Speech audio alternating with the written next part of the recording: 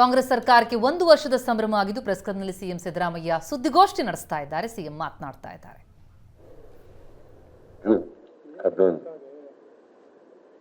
ಆಮೇಲೆ ಜುಲೈನಲ್ಲಿ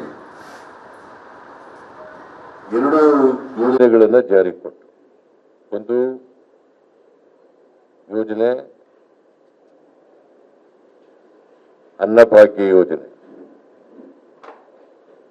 ಅನ್ನಭಾಗ್ಯ ಯೋಜನೆಯನ್ನ ಜಾರಿ ಮಾಡಲಿಕ್ಕೆ ಕೇಂದ್ರ ಸರ್ಕಾರ ಸಹಕರಿಸಲಿಲ್ಲ. ಅಕ್ಕಿ ಕೊಡಲ್ಲ ಅಂತೇಳಿ ತಿರಸ್ಕಾರ. ನಾನು ಐ ಆಮ್ ಅಂಡರ್ಲೈನಿಂಗ್ ದಿಸ್. ಕೇಂದ್ರ ಸರ್ಕಾರ FCIನಲ್ಲಿ ದಾಸ್ತಾನು ಇದ್ರೂ ಕೂಡ ಅಕ್ಕಿಯನ್ನ ಕೊಡಲಿಕ್ಕೆ ತಿರಸ್ಕಾರ ಮಾಡಿದ್ರು. ನಾನು ಯಾಕೆ ಈ ಮಾತನ್ನ ಹೇಳ್ತಾ ಇದ್ದೀನಿ ಅಂತಂದ್ರೆ, ಅಧಿಕೃತವಾಗಿ ನಾನು FCI ಮ್ಯಾನೇಜರ್ ಅನ್ನ ಕರೆದೆ. ಮ್ಯಾನೇಜರ್ ಅಲ್ಲ, ಡೆಪ್ಟಿ ಮ್ಯಾನೇಜರ್ ಕರೆದೆ. ಅವರು ಅಕ್ಕಿ ಕೊಡ್ತೀರಾ, ನಾವು ಭರವಸೆ ಕೊಟ್ಟಿದ್ದೀವಿ, ಈ 5 kg ಕೊಡೋದ್ರ ಜೊತೆಗೆ ಇನ್ನ 5 kg ಕೊಡ್ತೀವಿ, ಒಟ್ಟು 10 kg ಕೊಡ್ತೀವಿ ಅಂತ ಹೇಳಿದ್ದೀವಿ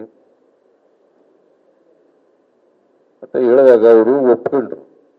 ಅಕ್ಕಿ ಕೊಡ್ತೀವಿ ಅಂತ, ನಮ್ಮ ಹತ್ರ ದಾಸ್ತಾನಿದೆ, ಬೇಕಾದಷ್ಟು ಅಕ್ಕಿ ಕೊಡ್ತೀವಿ, 34 ರೂಪಾಯಿಗೆ ಕೊಡ್ತೀವಿ ಅಂತ ಹೇಳಿ. 1 kg ಅಕ್ಕಿಗೆ 34 ರೂಪಾಯಿ. ಬರೀ ಬಾಯಿ ಮಾತಿನಲ್ಲಿ ಹೇಳಲಿಲ್ಲ, ಲೆಟರ್ ಕೂಡ ಕೊಟ್ಟರು. ರೈಟಿಂಗ್ ನಲ್ಲಿ ಲೆಟರ್ ಕೊಟ್ಟರು. ಅಕ್ಕಿ ನಮ್ಮ ಹತ್ರ ದಾಸ್ತಾನಿದೆ, ಅಕ್ಕಿ ಕೊಡ್ತೀವಿ 34 ರೂಪಾಯಿ. ಅದಾದ 2-3 ದಿನಗಳಲ್ಲಿ ಅಕ್ಕಿ ಕೊಡಲ್ಲ ಅಂತ ಇನ್ನೊಂದು ಲೆಟರ್ ಬರ್ತದೆ. ಅಕ್ಕಿ ಕೊಡಕ್ಕಾಗಲ್ಲ ಅಂತ ಹೇಳಿದ್ರು. ನಾನು ಕೇಳಿದೆ, ಆ ಡೆಪ್ಟಿ ಮ್ಯಾನೇಜರ್ ಕರೆದಲ್ಲಪ್ಪ, ನೀನೇ ಒಪ್ಕೊಂಡೆ, ಅಕ್ಕಿ ಕೊಡ್ತೀನಿ ಅಂತ ಬರ್ಕೊಟ್ಟೆ, ಯಾಕೆ ಕೊಡಕ್ಕಾಗಲ್ಲ? ಇಲ್ಲ, ಮೇಲ್ಗಡೆಯಿಂದ ನಮ್ಗೆ ಆದೇಶ ಇದೆ, ಅಕ್ಕಿ ಕೊಡಬೇಡಿ. ನಾನು ಕೂಡಲೇ ಮುನಿಯಪ್ಪನವ್ರನ್ನ ಕಳಿಸಿದೆ, ನಮ್ಮ ಫುಡ್ ಮಿನಿಸ್ಟರ್. ಅಲ್ಲಿ ಪಿಯೂಷ್ ಗೋಯಲ್ ಅವರನ್ನ ಭೇಟಿ ಮಾಡಿ, ಈ ತರ ಒಪ್ಕೊಂಡಿದ್ದಾರೆ ಅಕ್ಕಿ ಕೊಡ್ಲಿಕ್ಕೆ, ನೀವು 5 kg ಅಕ್ಕಿ 5 kg ಅಕ್ಕಿ ಕೊಡ್ಲಿಕ್ಕೆ ನೀವು ಸಹಕರಿಸ್ಬೇಕು ಅಂತೇಳಿ. ಅವರು ಆಗಲ್ಲ, ಕೊಡಕ್ಕಾಗಲ್ಲ. ಅದಾದ್ಮೇಲೆ ನಾನು Punjab chief minister, Chhattisgarh chief minister, Telangana chief minister, Andhra chief minister ಎಲ್ಲರ ಹತ್ರನೂ ಪ್ರಯತ್ನ ಮಾಡಿದೆ.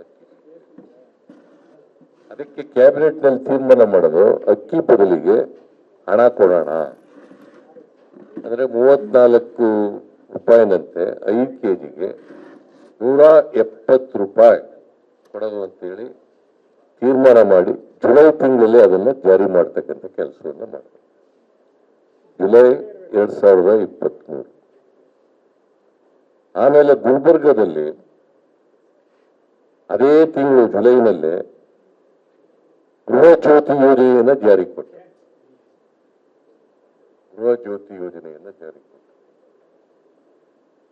ಆಮೇಲೆ ಗೃಹಲಕ್ಷ್ಮಿ ಯೋಜನೆ ಮೈಸೂರಿನಲ್ಲಿ ಜಾರಿ ಕೊಟ್ಟ. ಅದು ಪ್ರತಿ ಬಡ ಕುಟುಂಬದ, ಅಂದ್ರೆ ಯಾರು ಇನ್ಕಮ್ ಟ್ಯಾಕ್ಸ್ ಕಟ್ಟಲ್ಲ ಅವ್ರಿಗೆ, ಇನ್ಕಮ್ ಟ್ಯಾಕ್ಸ್ ಕಟ್ಟೋರಿಗೆ ಇಲ್ಲ, ಇನ್ಕಮ್ ಟ್ಯಾಕ್ಸ್ ಕಟ್ಟದೇ ಇರತಕ್ಕಂಥ ಪ್ರತಿ ಕುಟುಂಬದ ಮನೆ ಯಜಮಾನಿಗೆ ತಿಂಗಳಿಗೆ 2,000 ರೂಪಾಯಿ ಕೊಡೋದು ಅಂತೇಳಿ ತೀರ್ಮಾನ ಮಾಡಿದ್ರು. ಅದು ಆಗಸ್ಟ್ ತಿಂಗಳಿಂದ ಜಾರಿಗೆ ಬಂತು. ಆಮೇಲೆ ಯುವ ನಿಧಿ, ಗುಲ್ಬರ್ಗದಲ್ಲಿ ಗೃಹ ಜ್ಯೋತಿ, ಮೈಸೂರಿನಲ್ಲಿ ಗೃಹಲಕ್ಷ್ಮಿ, ಮತ್ತೆ ಶಿವಮೊಗ್ಗದಲ್ಲಿ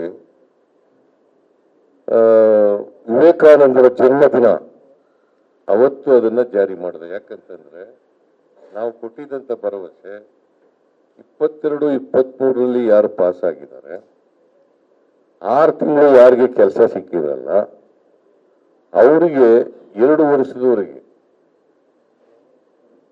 2 ವರ್ಷದವರೆಗೆ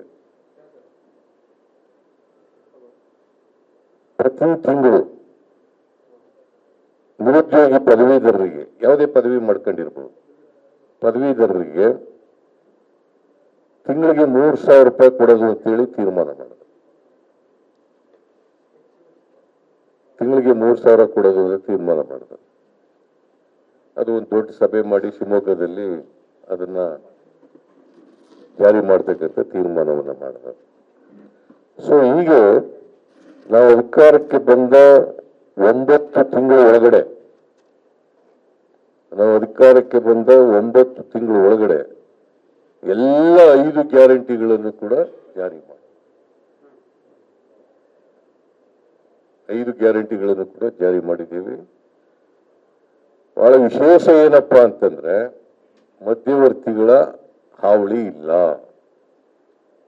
ನೇರವಾಗಿ ಫಲಾನುಭವಿಗಳ ಖಾತೆಗೆ ಜಮಾ ಆಗ್ತದೆ DBT ಮೂಲಕ. ನಾನು ನಿಮಗೆ ಸ್ವಲ್ಪ ಅಂಕಿಅಂಶಗಳನ್ನು ಕೊಟ್ರೆ, ಬರೀತಿರೋ ಇಲ್ಲೋ ಗೊತ್ತಿಲ್ಲ ನನಗೆ, ಅಂಕಿಅಂಶಗಳನ್ನು ಕೊಟ್ರೆ ಶಕ್ತಿ ಯೋಜನೆಯಲ್ಲಿ ಅವತ್ತಿನಿಂದ ಇವತ್ತಿನವರೆಗೆ, ಅಂದ್ರೆ ಏಪ್ರಿಲ್ ಕೊನೆಯವರೆಗೆ ಎಷ್ಟು ಜನ ಮಹಿಳೆಯರು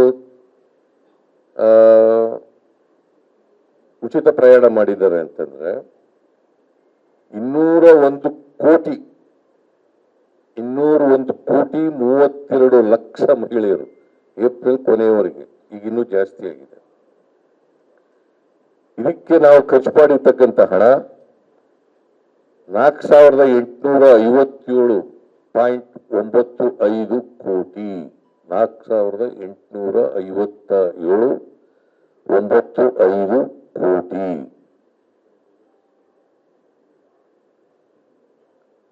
ಆಮೇಲೆ ಅನ್ನಭಾಗ್ಯ ಯೋಜನೆಗೆ ಸುಮಾರು 4 ಕೋಟಿ 10 ಲಕ್ಷ.